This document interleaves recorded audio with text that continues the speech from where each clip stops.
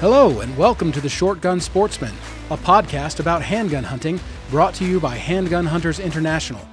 My name is Ryan Hoover and I'm your host. I believe handgun hunting is the most rewarding way to hunt, and it's something I want to share with as many people as I can.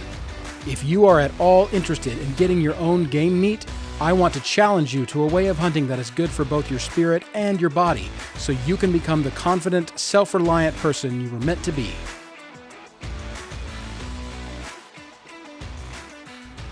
Welcome to the first video episode of the Shotgun Sportsman. I hope you guys enjoy it. Let me know what you think of this format and see if we can do more. I am really excited about today's episode because we're going to be talking about something that's near and dear to my heart, which is target panic or flinch. Those are two separate things and we're going to get into them in just a minute. But I have had some personal experience with this, and it can be embarrassing and hard to admit and hard to overcome. And I wanted to talk to you guys about what I've learned through the process from a lot of handgun hunters, as well as what has and hasn't worked for me, and a little bit about my own journey. But before we do that, I want to tell you guys about the Six Gunner. The Six Gunner is an online digital magazine that Handgun Hunters International puts out. It is written only by HHI members, and it is what I call our love letter to the world about handgun hunting. We describe in detail all of our adventures, and it's written by people who have actually done it. We talk about hunting, we talk about guns, reloading, we talk about what has and hasn't worked, successes and failures, again, by people who have actually been there and done it. And the best part about it is that it's free. You don't have to be a member to read it, but you definitely have to be a member to write for it. If you'd like to be subscribed to the Six Gunner, you can sign up for free at subscribepage.com/the Six Gunner. Again, subscribepage.com/the Six Gunner, and just sign up for free. We'd love to have you, and it comes to your inbox every other month. All right, so let's get into this episode of the Shotgun Sportsman about target panic and flinch. Okay, first let's get into what is a flinch and what is target panic. So I define them differently. Both of them manifest themselves the same way, but here's what I think about them. A flinch is when you pull the gun off target, when you pull the trigger because you're afraid of the recoil or the noise. It's a physical fear. You feel like it's not, the experience is not going to be enjoyable. Target panic, on the other hand, is something that's brought on by internal anxiety, where when you're pulling the trigger, you're just feeling that anxiety. It's just that anxious gut turning about, I hope I hit the target. I hope I do it right. I hope when's it going to go off? When's it going to go off? When's it going to go off? And that's a little bit different. Like I said, they both manifest themselves pretty much in the same way, in that when you pull the trigger, you either jerk it or do it wrong to where the barrel is pulled off of the target when you fire, and it usually ends up in a miss or a bad hit.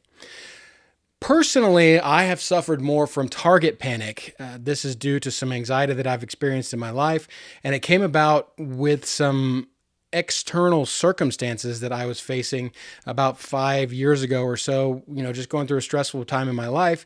And I noticed I was a custom gun builder at the time. Those of you who have heard me tell this story before, please forgive me. I was a custom gun builder at the time, was going through, just had my third kid. We moved our house. I was kind of facing a career crisis. I went to the range with some guns I built, including my first hunting handgun, and was just noticing that I was feeling this, butterflies in my stomach when I was pulling the trigger on these guns, which is something that I had never experienced before. It had never bothered me before. Recoil had never bothered me.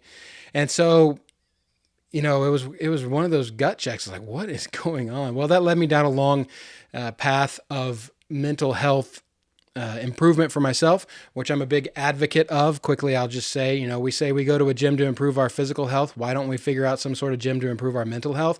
There should be no shame in that. And I'm proud to say that I focus on a lot of my mental health now through intentional exercises, and overcoming target panic has been one of them. So whether you suffer from a flinch or target panic, you're going to see the same results: missed targets, bad shots, etc., etc.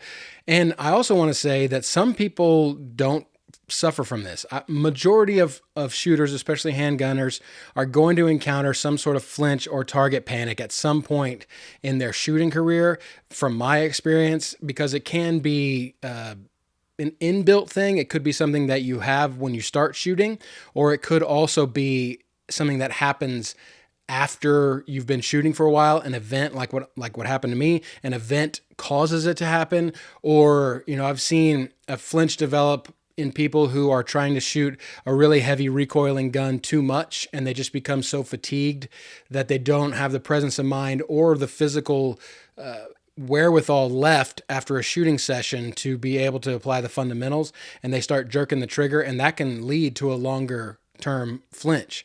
But it doesn't have to apply. This won't apply to everyone, is what I'm saying. Another thing I want to say is some people love recoil. Some people have some weird inborn trait to be almost impervious to recoil. There are a lot of HHI members that the bigger the better, and I think that's awesome. Some other people have a threshold. There is a limit at which, and I would say this is probably most people, there is a limit at which it's uncomfortable or not fun for them to shoot. Unfortunately, the kind of ethos around this kind of shooting is that if you don't want to push the limits of your recoil tolerance, then you're somehow a wimp or, whatever it is. And while I think pushing the limits of my recoil tolerance, which right now is not in the stratosphere, is something that I would like to do, it's not something that I feel is necessary for me to be a successful handgun hunter.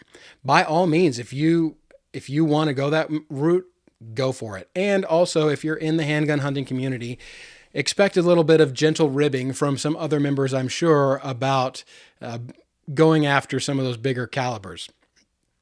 But there is such a thing as, my point in this whole part is, it's not necessarily a flinch or target panic. It could just be that you have reached or gone past your recoil threshold. And, for people with physical limitations like arthritis, shoulder injuries, whatever the deal is, if you have some physical limitation preventing you from being able to handle recoil, then obviously you have a ceiling that you need to stop at just to prevent damage to yourself or just straight up pain from happening when you shoot. And I think that's another important thing to talk about too, is that you don't have to shoot the biggest, boomingest magnum to be a successful handgun hunter. Yes, recoil generally goes up with the bigger the game that you pursue, and you can go as heavy recoiling as you want. But again, find your limits and don't be ashamed of your limits, whether they are a moving target because you are dealing with a flinch or target panic, or whether they are just, this is what I'm going to be comfortable handling for the rest of my life, whether it is due to a physical limitation or due to you just deciding, I don't want to shoot guns that kick that much. There's nothing wrong with that. So how do you find out if you have a flinch? Well, fortunately, there's an easy way to do it. And it depends on the kind of gun that you're shooting. I have a few of my personal guns here today to show you. It depends on what you're shooting, but here's the way to test whether or not you have a flinch or target panic. Again, they manifest themselves in the same way. So take this Raging Bull, for example, which just happens to be one of the giveaway guns for this month, which is March, right? Wow, March 2023. So on a revolver like this, what you would do is you can get, this one holds 5 rounds. And if you're not watching, if you're just listening, I'm holding the revolver with the cylinder open, showing that the chambers in the cylinder. So what you would do is either just load one of these or load 4 with dummies and 1 with a live round. That's kind of what I prefer to do, because you can't tell when the rim is coming up if you're looking at the back of the cylinder. And then turn away or close your eyes, spin the cylinder, and without looking, close it and get it ready to shoot. That way, you are not going to know whether or not when you pull the trigger, the gun is going to go off. And the first time, you'll know. There's a video of me, I don't know if it's on my personal, it's on Facebook, where I was doing my own testing of a flinch when I was shooting my 357 Blackhawk or my 629, and it was, when I discovered that I had a flinch, it was immediately available. You'll be able to know without a doubt right away. So that's how you discover if you have a flinch. You do the dummy test, and if you do, you do. If you don't, great. But you have to be sure that you do not know whether or not the next round, or excuse me, the next time you pull the trigger, it's going to fire. With a single shot, like my trusty TC Contender here in 730 waters, what I like to do with that kind of thing is load up one dummy round, which means it has a bullet in a case, but no primer and no powder, and put that in with 3 or 4 other rounds. And without looking at what you're doing, load one of those rounds in your gun. So you're not going to know whether when you pull the trigger, the gun's going to go off. On a semi-auto, what you want to do is get a dummy round for whatever caliber that semi-auto is. Load the magazine. You can do this without looking if you just put 5 or 10 rounds in a box and one of them or 2 of them are a dummy, and just start loading without looking. And then you'll know, again, whether or not when you pull the trigger, you're not going to know if your gun's going to go off. An easier way to do this is if you have a shooting buddy and let him load your gun for you and hand it to you, obviously in a safe manner, so that he knows and you don't. That eliminates any of the potential for peeking, or if the dummy rounds feel different or anything like that. That's another easy way to do it. But most of the time when I shoot by myself. So those are the methods that I've come up with that work pretty well for doing this test. Okay, so you have a flinch. Let's say you have a flinch. Whether or not it's target panic or a flinch, that's more of a subjective way or subjective issue for you to determine yourself whether or not it's a target panic issue or a flinch issue. For me, I went a long time thinking I had a flinch, and then discovered it was target panic, and we'll get into more of that in just a little bit. But I want to talk about the importance of the gun in overcoming a flinch or target panic. So first and foremost, the most important thing about a gun that will enable you to not flinch is a good, consistent trigger. We all have heard the term, the glass rod, a proverbial, when you pull the trigger, it feel like you're breaking a glass rod, that satisfying and sharp click. But handgun triggers are vastly, vastly different. Each one has a different mechanism. That means that sometimes you're not going to be able to get a trigger like that. You're not going to have the same trigger on a 1911, a hammer-fired gun, as you are on a Glock, a striker-fired gun, just because of the way everything works inside of it. So when I say good, consistent trigger, what I mean is a trigger that every single time you pull it, it is the same, so that you can get used to how that trigger feels whenever you pull it. And also good, meaning as good as that trigger can get within reason, So you don't want to settle for, and again, this is kind of subjective, so it's a little mushy around the edges here, but you don't want to settle for a ridiculously strong trigger, but you may not have to go. A Glock is a good example. There are a lot of things you can do to a Glock to make it feel really good and have a really good trigger, but you may not want to go through all those things. As long as you get to a point where you're comfortable with that trigger and it's the same every time, then you have a good jumping off point to start your practice with. Certain guns, let's say revolvers, obviously each one of them has a double action revolver has 2 separate trigger pulls put into it. Again, using my Raging Bull here, you can pull the trigger and it will rotate the cylinder and cock the hammer and then fire the gun, or you can pull the hammer back and you will fire the gun like that. Now, most hunters that I know of, myself included, never shoot double action in the field unless it's, an emergency about it, something's running. You have to make one of those quick shots or whatever.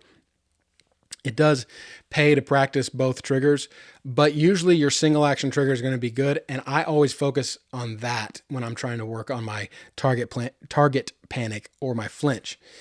So once you know that you have a good trigger, the next thing you want to think about is how the gun fits you.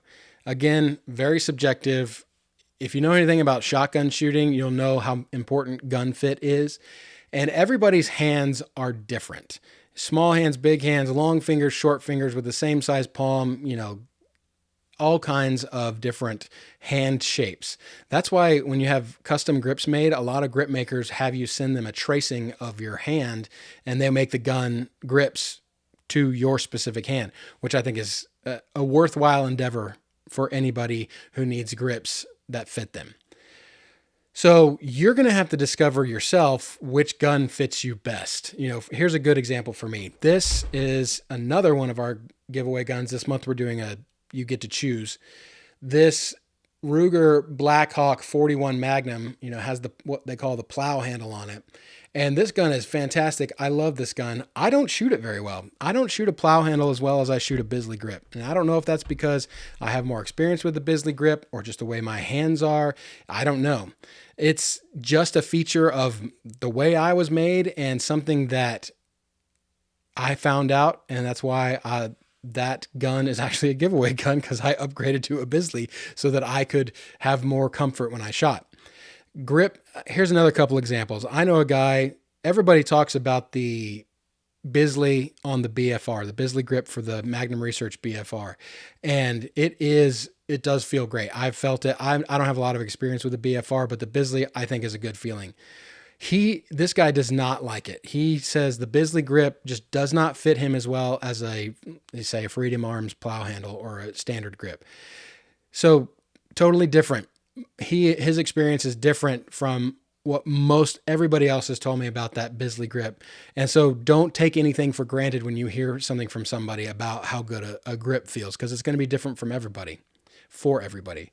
Another example is a good buddy of mine was a Navy SEAL, and they were issued, HKs or 1911s, and he shoots a 1911 pretty well, but a standard Glock grip, the angle, he shoots high, I think, high or low. He's off with his elevation every time because he's not used to the grip angle, and obviously he's a good shot, but that's just another example of, because he's been trained on one grip, another grip doesn't really fit him well. So it's going to take some testing. Fortunately, one of the great things about this community, the handgun hunting community, is that we're all willing to share our information and let you shoot our guns. Like if I'm at the range and I see somebody who needs or who expresses interest, I'm going to donate a few of my rounds to let them shoot my gun so that they can get under their belt some experience and, help each other out. Because if I'm considering buying another gun, I'm going to find somebody who has that gun and see if they'll let me shoot it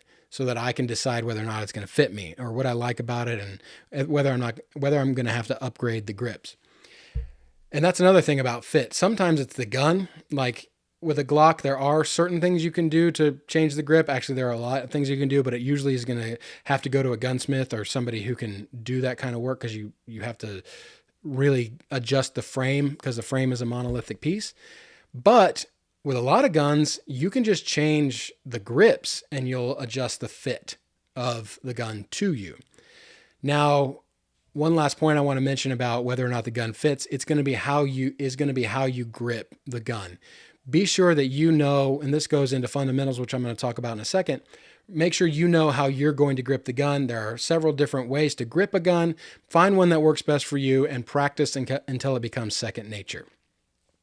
Lastly, recoil mitigation is something that you can apply to many guns in order to lessen the felt recoil by you, the shooter, which will in turn make you more apt to want to shoot it, to feel comfortable shooting it. And so you can, progress through a heavier recoiling gun if you apply a recoil mitigation technique. Now, what do I mean by that? Mostly what I mean is muzzle brakes or porting or something like that. Going back to this Taurus Raging Hunter, on the muzzle here, if you're watching on video, you can see that it has 8 ports, 4 on each side of the barrel. See if I can get it into focus. Of course not. And the idea behind that is that it directs the gases up when you shoot, which is like a rocket motor, I like to think, pushing the barrel down, which reduces the felt recoil. Another good example of that is my Redhawk here that has Magnaports on it right at the front. This is just a 2-port job. The Magnaport is less about reducing recoil and more about reducing muzzle rise. And there's a bit of a difference there, but I find that one much more enjoyable to shoot than this one, which is my Smith & Wesson 629, and it has what Smith & Wesson called the power port at the end, just a port, and again, it's to direct those gases up and force the barrel down. So moving on to other recoil mitigation devices, anybody who shoots a specialty pistol like a Thompson Center Contender, Encore, or XP100, any of those, they know that a muzzle brake on the end can be a game changer. For instance, people chamber XP100s and those bolt action specialty pistols in Magnum cartridges, 300 Win Mag and 7 short mag. And I know Ernie Bishop has one in 375 Chi-Tac, which is a very big round. Shooting some of those cartridges effectively would not be capable without the use of a good muzzle brake. And so that is a good option as well. And you can put a muzzle brake on other guns, just like you can put them on those guns. Revolvers, some of the guns that Chris Rhodes built had muzzle brakes on the revolvers. You can get compensators for 1911s and Glocks and other guns that basically the idea is to redirect the gases as they come out of the muzzle in order to mitigate the rearward motion of the gun, thus reducing the felt recoil on the shooter.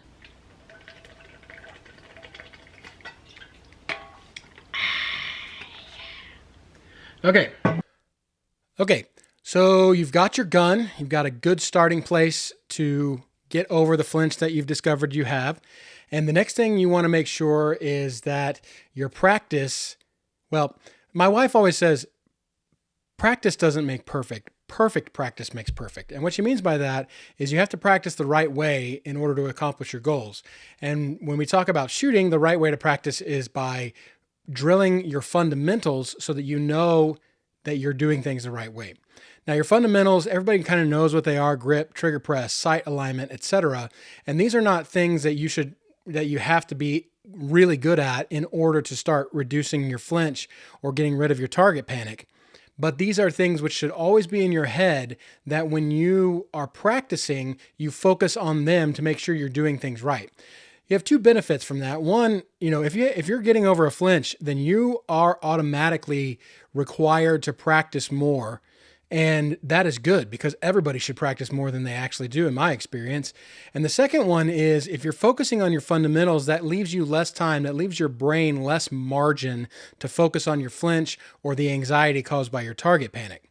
So whatever gun you're going to be using, you want to make sure that your fundamentals are good.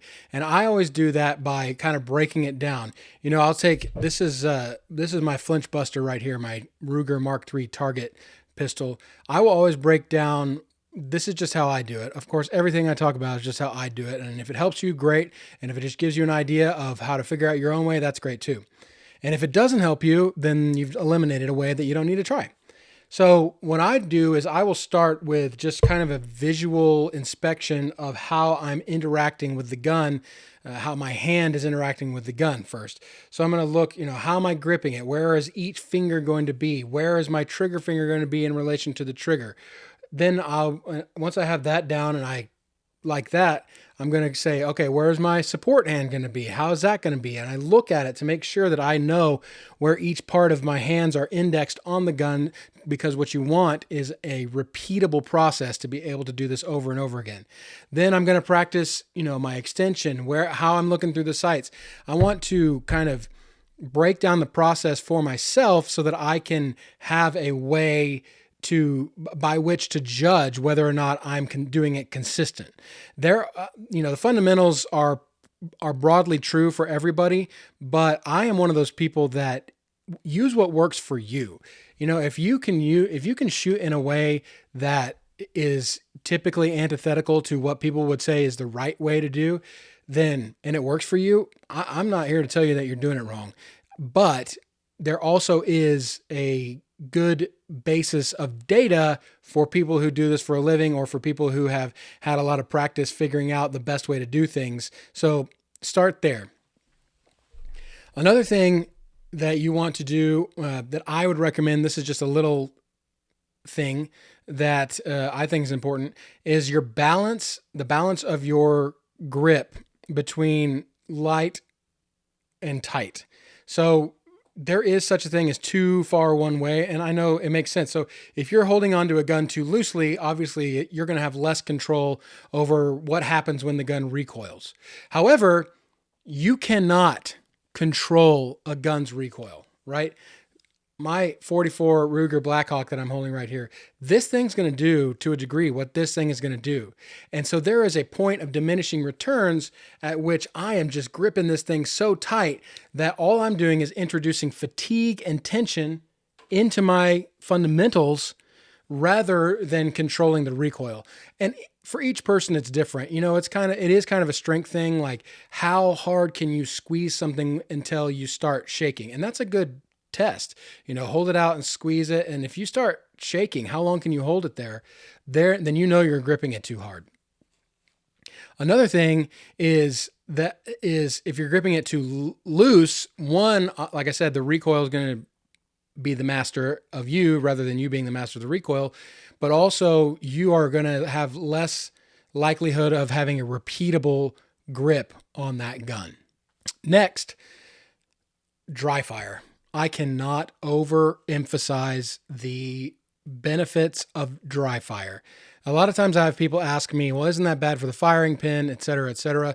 The answer is, I don't think so. Not in my experience. There are a few guns that have had problems with that I've heard of, but of all the I dry fire every one of my guns. I have never had a broken firing pin until now, right? Now that I mention it, it's probably going to happen.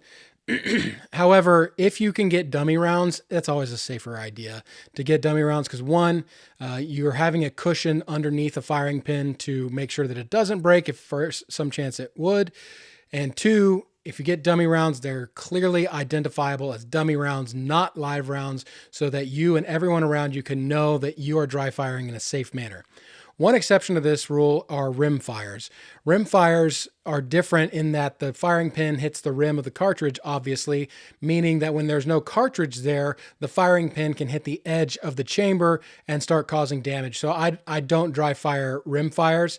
You know, a properly set up rim fire should not strike the edge of the chamber, but that's usually not the case. So I always use some sort of dummy for rim fire, and rim fire dummies are expendable, and they are a used commodity where you use them up and you have to get new ones.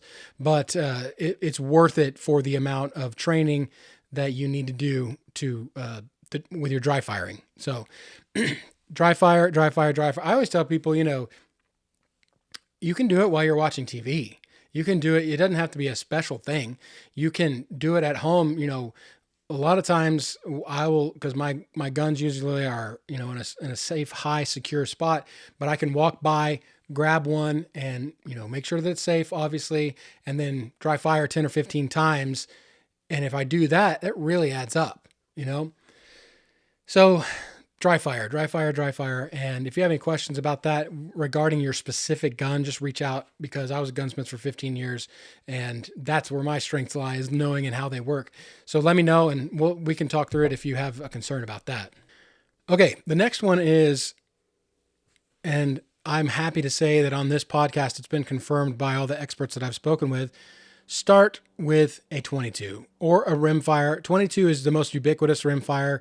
The ammunition for it is still cheaper than any other ammunition. You can get more for less of 22 ammunition, and go through 22 ammunition like there's no tomorrow. Just building those fundamentals, getting used to your gun. And another thing that I would go further and recommend is, if you're trying to get good with a specific kind of gun, get a 22 that is similar to that kind of gun. Now, I'm not saying you have to go out and buy a whole bunch of guns, although I think you should, because gun collecting is great and there's so many cool guns out there. But for instance, my semi-auto 22, I don't really shoot a lot of semi-autos when hunting, except for that one I take it squirrel hunting. But I do have a 22 barrel for my contender. And so I can take that barrel on my contender. Contender is particularly applicable for this situation, have the exact same grip, exact same trigger pull, everything, but with the 22 so that I can get practice on that gun with almost zero recoil. Same thing applies to revolvers. I have a few 22 revolvers, and I use those as practice tools for my larger caliber revolvers.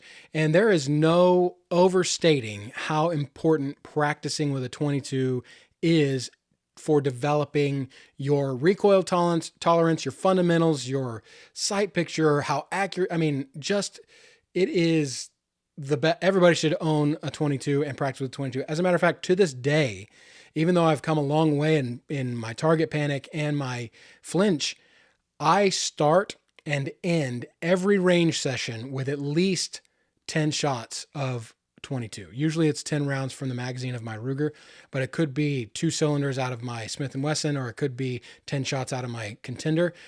I if you couldn't tell, I and others I have spoken with highly, highly, highly recommend using a 22 to develop your shooting fundamentals.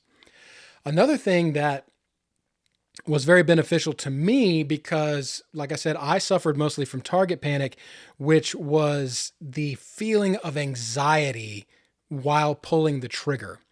And you just get this gut, it's like butterflies in your stomach. It's a terrible feeling. I learned about it from bow hunters, because bow hunters have this problem a lot, because there is literally so much tension when they are pulling back a bow that they do have that kind of anxiety related to it. And bow hunters have invented this thing that's really cool. It's a release that when you pull back and you get to a certain point, it releases by itself. And that is a really neat thing, in that it takes the decision out of the anxiety. And that to me has been a key thing about learning the target panic thing. And I'm going to get into why some flinch techniques don't work for target panic, in my experience. But back to the method right now, one of the things that I'll do is, since I reload, I will take cases from that ammunition, empty cases with no powder or bullet in them. I will load them with a live primer, and I will do the test that I was talking about earlier about whether or not the gun's going to go off by putting it in the cylinder and rotating it and then closing it and pulling the trigger.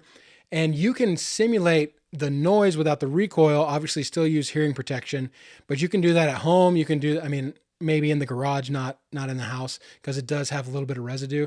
I do it in my shop. I do it in my reloading room. It's a good way to have some sort of reaction when you pull the trigger, but not the full reaction of recoil, muzzle blast, etc. And that has been hugely helpful to me to be able to take my practice up a notch in a way that doesn't have to involve me going all the way to the range, because where I live, getting to the range is an ordeal. It's an hour away, and then I have to set up. And so when I do it, it's a big deal. So that's another one. Loading cases with primers only to test yourself in a little more higher stakes environment for your overcoming your flinch and developing your fundamentals. The next method that I learned about, I don't remember where I learned about it. I think it was because when I was going through my journey, I first started, I was posting all over social media. I got a bunch of responses from just some great people, and it was the counting method. Basically, what the counting method is you take your gun. I'm gonna do it, and like I have my Redhawk here, and we can see that it is unloaded, and cock the hammer. And you're going to squeeze the trigger while counting to 5 or 3, whichever you prefer, or whatever number you prefer. And what it does is you gradually increase the tension on the trigger while counting. But your brain focuses on the counting because you have to do what's next, and it makes your trigger break a little more surprising. So if I was doing that, it would be, I have my finger off the trigger, and then I put my finger on the trigger, and I'm counting 1, 2, 3, 4, and it went off at about 4.5.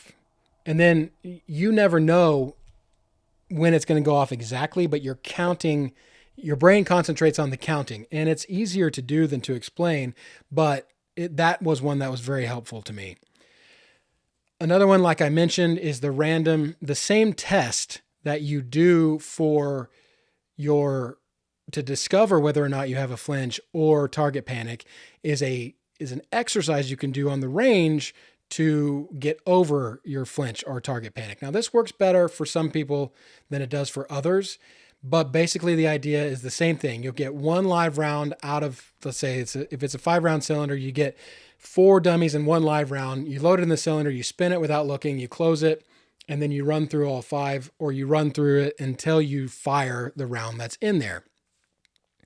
What this does is it helps you to focus on your trigger press and your fundamentals while at the same time not knowing whether or not the gun's going to go off. Because I guess in a perfect world, you should pull the trigger the same way whether or not you know it's going to go off or not. And I'm going to talk about that in just a little bit when I get into the difference about flinch versus target panic. But let's move on to the last technique that I have found very helpful. This was taught to me by Ernie Bishop and Chris Rhodes about, and it sounds simple when you say it, and it is to focus on your front sight or your red dot or your reticle.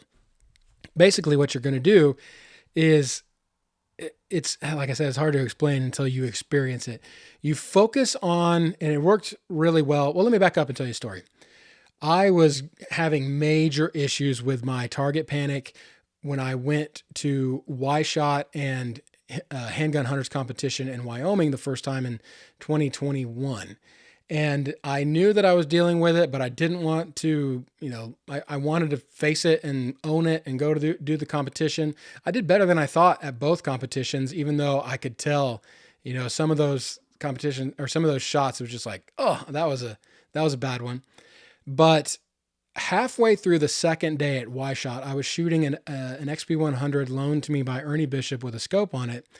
And I was trying to put into practice the focus of, focusing on the reticle and to the exclusion of everything else. And it's kind of like a duh, like you should do that. But really when you do it, you get into like a trance to where you're trying to just monitor that one thing and everything else just kind of gets on autopilot. For me, what was really helpful to that was to try and follow my shots, to watch through the scope what happened in or after the shot broke, during the shot. And since we were shooting at far away targets, usually that's possible because you can recover enough to see whether or not you had an impact at 1,000 yards or beyond. And that started clicking for me, and that just upped my game big time because I was able to, again, it's hard to explain because when you get it, but you have to experience it to get it. So what you do is whenever you're shooting with a front sight, open sights, red dot, or a scope, is you let your mind watch that one thing, that dot, that sight, that reticle, and you watch it while you shoot. You watch it recoil, you watch it come down, and you watch it when it gets back on target. That will focus your mind away from the shooting part of it and into the hitting part of it. That's how I look at it. Again, you gotta have to experience it to really get the benefits of that one. But that was another one that was hugely helpful to me. So I mentioned that some flinch techniques won't work for target panic. And I just found that out by trying all these different techniques. And that's one of the ways that I discovered I was suffering from target panic, not a flinch. That and some people that I was talking to, particularly Trapper Swanson, who said, you know what, that sounds more like target panic than flinch, because he had been a competitive shooter and done work with bows as well.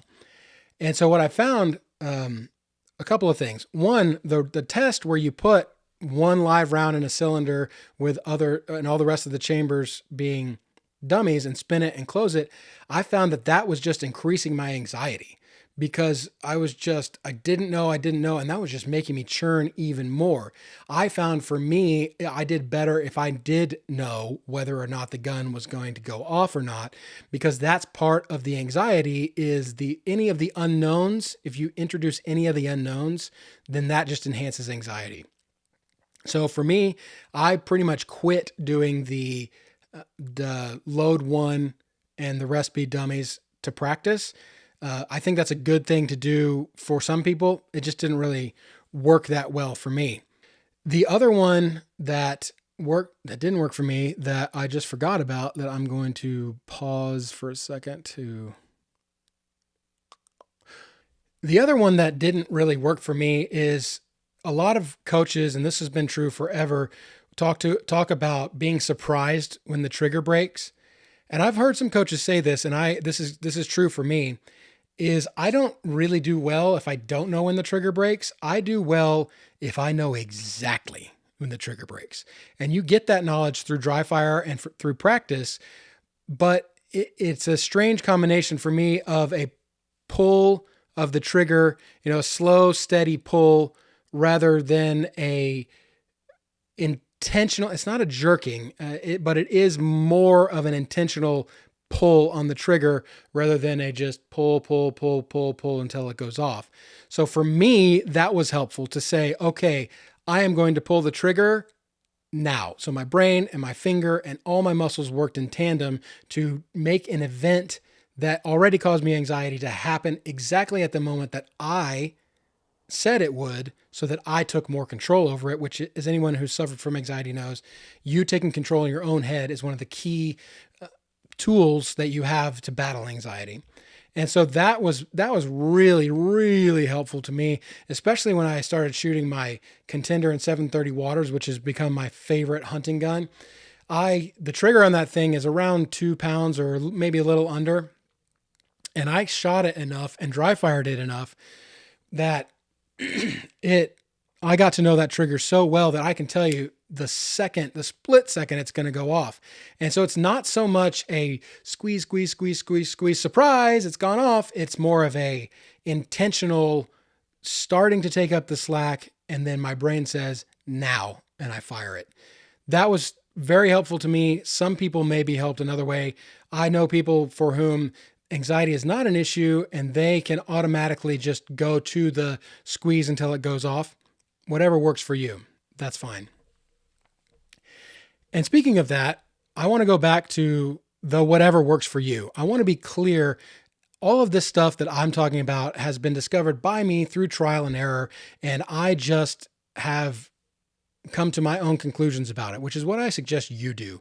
There are a lot of experts out there. There are a lot of handgun hunters in HHI who offer amazing advice about anything having to do with handgun hunting.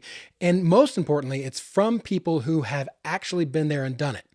However, one of my 2 guiding philosophies of life is murder all sacred cows.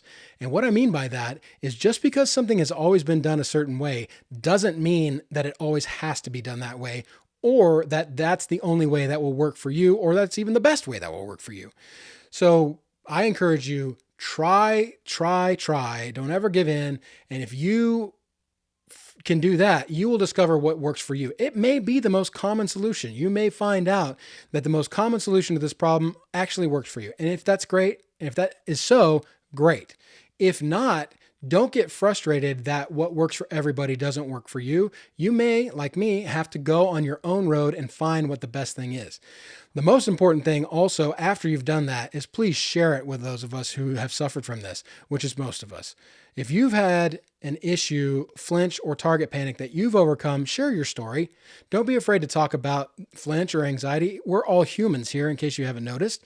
And if you've suffered from it, you're just confirming that you are a human.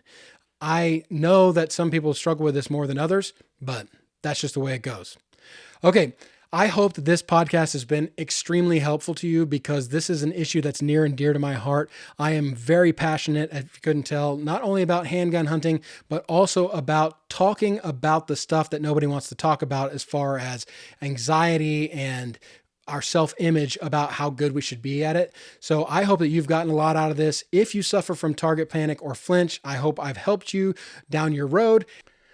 Also, if I missed something that you think is important, please let me know. Drop it in the comments or reach out to me, Ryan at handgunhuntersinternational.com. I can't tell you how much I appreciate all of you who listen to this podcast. It's a labor of love, and it's just been a fantastic journey, even though it's just getting started. So thanks again for listening to the Short Gun Sportsman, and I'll see you on the next one.